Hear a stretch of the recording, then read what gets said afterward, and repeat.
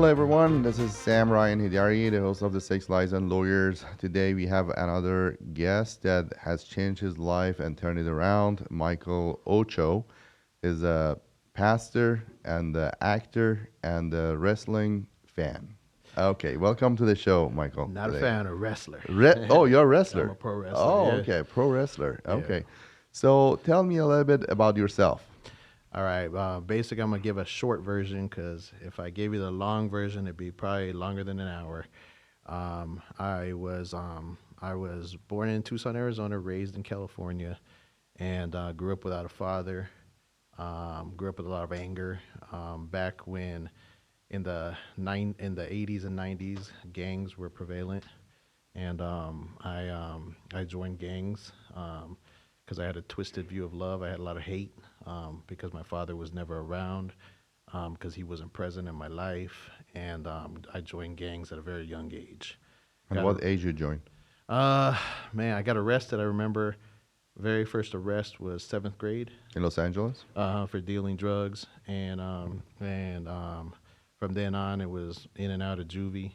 Okay. And a lot of people say that you're supposed to get rehabilitated in prison and juvie, but in fact, it makes you a better criminal. You're How taught. come? What was your experience about that I as just a taught. I juvenile? was taught how to do stuff and not get caught. Oh, okay. Inside, they teach you stuff, and at a very young age, I was taught how to not get caught by police, how to not get caught by the law, how to do it better, and it's just a situation where Give an I example excel. of it. What you learned over there? I Because just people just think is that what you learn and yeah, how the juveniles can teach I each learned how other. to yeah I learned Because they how never to had the experience out there, how they can teach each other to not to get caught. just basically where to sell drugs, where not to sell drugs, who not to sell to, how to pack drugs, how to do drugs, every single thing you need to know as a I learned how to be more aggressive towards people. I learned how to I don't know. In prison, I became a meaner. I would say meaner, badder person because in there it's kind of like fight for your life back in that time. As a juvenile? Even as a kid, yeah. Wow. Okay. So what? When was the last time you did time? You got released? It's been a while now in my 20s, and 20 years. Yeah, I've been out. yeah. I'm 45 now, so Okay. a little less than 20. 20. Mm. And you were high rank in the gangs, or you Yeah, just I low rank? in prison, and I'm sure you know you're from Yeah. California. Prisons were separated by race. Hmm. You got the white gangs, the Mexican gangs, and the black gangs. Blacks and Armenians Yeah, recently that they are welcomed by yeah, the Mexican gangs. yeah. I heard. Yeah. Yes, and basically, it's well known if you didn't click up back in the days, you were like an open target, and I clicked up, and I did a lot of bad stuff and horrible stuff that I'm not proud of. In the prison. Yeah, you're if you don't do certain stuff, they threaten your family and they threaten your loved ones, and so basically, I had this no fear thing that I wasn't afraid of nothing. I was going to do whatever I was told to do, and I rose up pretty quick because everyone knew that Ocho meant business. Oh, wow. Okay. So when you were out, because you told me that before the show that you are a pastor right now, Yeah, and you live in Texas. I live in Texas now. Yeah. Okay, what took you to Texas All right. So from California? basically, when I did change my life, I decided that it was like Groundhog Day, living the same life over and over again. Because I Hmm. came out and I still did. I still sold drugs. I was a heroin addict. I was After you came out. yeah, I was a heroin addict. I used to speedball, which is mixing cocaine and heroin. Oh, I had two heart attacks in my early 30s. I OD'd. Um, I still was a womanizer. I hurt people for money that owed me money, and I decided one day that I just had enough. It was the same thing over and over, Groundhog Day, and I wanted to change my life, and I finally did. I met my wife, who introduced me to religion and God, and when I heard the message of a God who can forgive anybody, no matter who they are or what they did, it changed my whole life where I wanted to be different. And so I became a pastor. a minister first, a pastor next, and now I try and help people. I used to be a taker, and now I'm a You're a giver. giver. I'm a Okay. giver, and I do homeless ministry. I do prison ministry. I was a chaplain in Florence Prison, and I do movies, and that's what I Yeah, was you leading told up to. me that you play in the movies as well. You played in several movies. Yeah, one of them What being was the most recent one? the most recent one I'm doing right now is called On American Soil, and that has to do with human trafficking, and it shows the dangers and what's going What's on. your role about? Of course, I'm the bad guy. You know, it's typecasting. It's typecasting, but I get paid to be But you're good typecasted. at it. Actually, you're so natural. Yeah, You went through I'm it. paid to be typecasted. Yes. But anyway, yeah, that's what led me to Texas. Was I'm an actor now. I was blessed to be an actor. I've been in like over 180 movies and TV shows. 180 movies. Yeah, and I'm also a pro wrestler now. I'm half owner of a Let me wrestling ask you something. promotion. 180 movies since you came out of the prison? Yeah, 180, and that's just within the And which last. one you had the major role, or the Um, second, or the third, or so the first role? so almost all my movies, I'm a lead actor. I'm one of the either the lead good guy or the lead bad guy, and I'm a SAG actor, which is a union actor, and so I've played with some big actors in Hollywood now, and I played with in small indie films too. Any film that is coming out that is Um, pending right now, right now, like other I than said, on American Soil? American soil, I'm doing another one called The American Coyote, being filmed in San Antonio. I even do comedies. I have one called Tapeworm Z with Perry, the director, and I have man, so many. Running the Bases was just in theaters. It's a faith-based movie having to do with baseball, but again, I was typecasted as a villain. I'm the villain in that one. That one was just in theaters. I've been in another one in theaters called Al Coyote with the late Tom Sizemore, Wow. and then I'm thinking, oh man, I've been in so many films. The main one I need to talk about is John Light, John Light, okay. and that is a mere kind of almost my testimony of where I've come from because it's a prison ministry movie. Oh, okay. And That's a right, role that you is your real life right now. You're a minister, actually. yeah, Go to the prisons. and so that one co-stars Dean Cain, who plays my probation officer, and that movie has He is your real probation officer, no, he is or he's he playing plays that. my Yeah, probation officer okay. in that. That movie is important to me because it's touched so many people and helped so many people. Because the message is that even when you've done bad things in your life, even when society deems you that you're not worthy, you can change your life. You can turn it around, and you can be given second chances. Um, I see that you have a lot of tattoos that I'm familiar with. Okay, yeah. so people recognize those tattoos and they think that possibly you are a part of the gang. Yeah. They say, how do you react with that? Because I never been in that situation. Someone look at me and say, "Oh, this guy is scary. He's going to do something to me." Yeah. So You you get that feeling sometimes, yes, in the places that you go and people they don't know you personally, and you make that such an impression. I do get judged at first, but as soon as I talk, they know I'm different. They know that I'm not about that life anymore. I've been asked many times if you could change your tattoos, if you could get them removed, would you? And I say no every time Because because it my reminds you of your past. it And it's reminds me of in my past and where I'm never going back. back. And also, it opens up gateways to help others who came from the same place and background that I came from. Because I get more respect from people who have lived that life.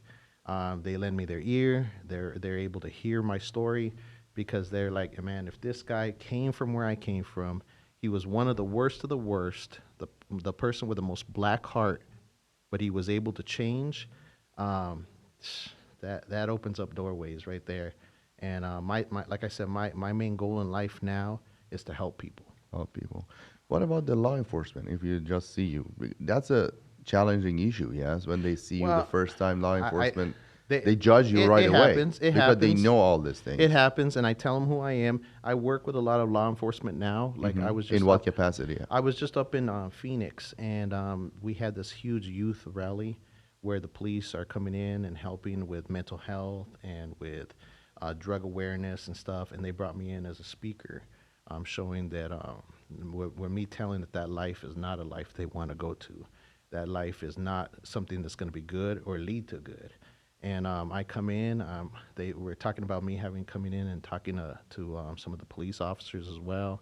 And And when they hear it from you, it's different from the police officers because they hear it oh from yeah, you and they because say this guy lived that life and well, he's I just hate to saying say that, that. but yeah, I could see where when the police officers were speaking, the kids were looking all They're looking around, all around and say, and okay, they were. okay. But when I was speaking, and I'm not saying this to blow my own horn, they were listening They listen. because they know that I came from that life and I came similar to what they're used to, and because it's inner city youth and stuff, and like I said, if anybody can gain any type of inkling to quit what they're doing, stop moving forward in that type of life, um, man, I've done my job.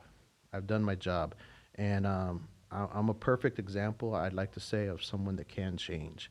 Is someone that can give back to the community. I do faith-based movies, talking about homelessness, talking about drug abuse, sex trafficking, and that the message is that God is in the middle, and that He is the answer.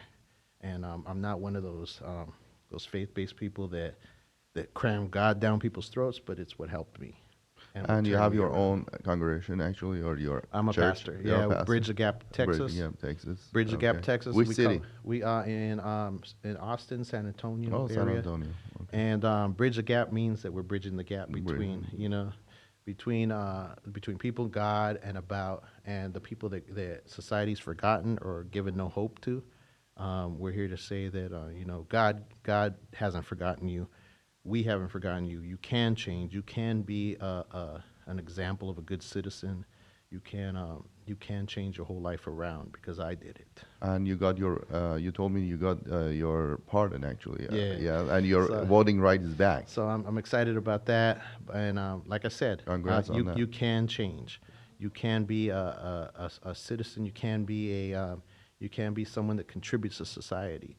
Not everyone that's in prison is going to be that person that never changes. There are people in there That never changed. that bad circumstances in life, or or just took a wrong turn, but they're sorry about it. And I am here to say that a lot of those people in prison can change. And you were in California prisons mostly. Yes, Oh, yes. okay. And tell us about your wrestling. Uh, so I was doing a movie in Texas called Tapeworm Z, and I met one of my best friends now, Tony Covington, and we were just talking, and I'm good at improv. And he was like, man, he goes, you're better than some of these wrestlers on there. And I could change my voice up. I do the whole Hollywood Ocho voice. And he was like, dude, he goes, just come on down. He goes, make a special guest appearance. We'll say you're an actor coming in. You have And to play one of I those came, scripts that in the last movie I for came in us. full gear, boots, everything, and they had me wrestling that first show. And ever since then, I've learned. They've taught me more about pro wrestling and how to do falls and grappling and all kinds of stuff. And sooner or later, I was wrestling every single month. And I have this whole Now you found a persona, new job Hollywood and the Ocho. hobby. Yeah, Hollywood Ocho. It became a job, third, fourth job, and I'm now half owner of a wrestling promotion too, TPW AIWF, and up in That's interesting. Tennessee. Yeah. And so I'm one of the main heels up there in Tennessee. So I'm loving it. It's just another doorway, another thing where it gives me that platform, where people that are fans or that can say, hey, look, he did this, he accomplished this, and look where he came from. How many children you have? I have 5 teens. 5 teenagers. Yeah, ranging from 18 to 14. And Wow. I'm hoping to leave a better legacy than what I originally started off as. And any of them was born during the time that you were incarcerated, or No, all of them they are after they're you came out? afterwards, and I'm glad for that too. And That's I good. started to be a bad father, just like my father was towards my first son. Hmm. I was choosing drinking, drugs, and women over taking care of him, and I'm glad that I changed my How old is ways. he right now? He's 18, 18. and Uh-huh. I'm glad I changed my ways, and I'm glad that he's You seen a should be different. proud of you. Yeah, that now he's a different father, and I'm proud of all my kids because they didn't follow in my footsteps. They're all squares, and I'm proud of that. That's great. My daughter's graduating this year from high school, and she got accepted to like 4 universities. So, For university, yeah, what majors? she wants to be a psychiatrist. Psychiatrist. Okay, Yeah, that's great. so So, I'm living proof that anyone can change. yep, exactly. And So you are successful also in the movie. And I like that successful. sound, that voice that you pretend is your Hollywood The whole voice. Hollywood Ocho voice. If you don't listen to me, What happens? yeah, you will be destroyed. That's interesting. Now I'm going to watch your movies. Yeah, Okay. watch my It's movies. on Check American out soil, On yeah. American Soil is my newest one. I'm filming now in Austin. I just which was released. I don't know if you know the actor Damien Chapa And then from Blood In yes. Blood Out. It was a big movie in L.A. in the '90s. He played Miklo. We both played together in a movie called The Mexican Connection. He's the main good guy. I'm the main villain.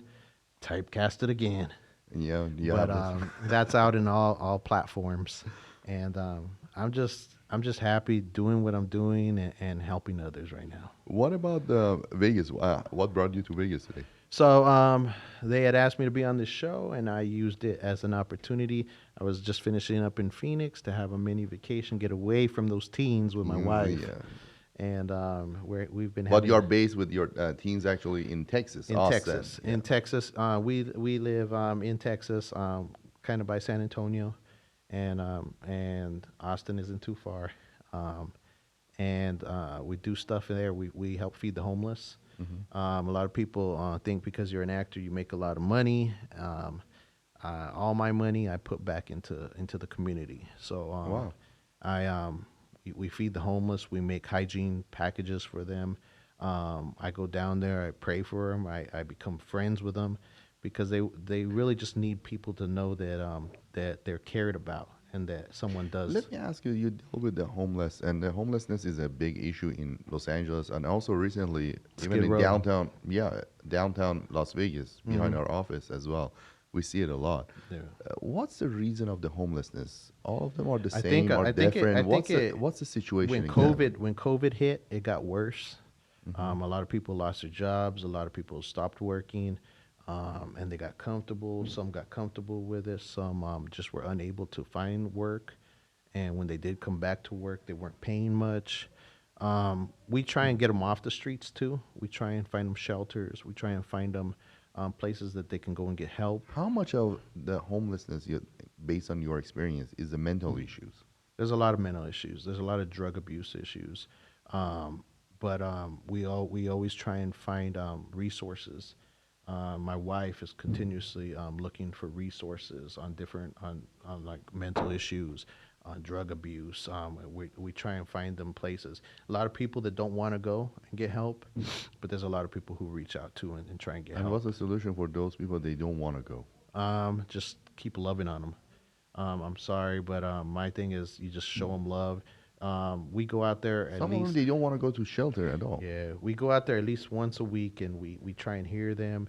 We try and we become their friends because they know that we do care about them, that we're out there for them, and we try our hardest to do whatever we can to get them off the streets. There's going to be those that don't, but my thing is I continue praying for them and believing that they're going to succeed and get off the streets eventually. That's interesting. Hearing from someone that has a very experience close to the homelessness, actually, that you're trying help. I'm trying, like I said, I was a taker before. I'm trying to be a giver. I'm trying to help those that society just forgets about and turns their back on. And because everyone's important, no matter who they are. You know what I mean? No matter where they come from, their social background, their financial background, everyone is important.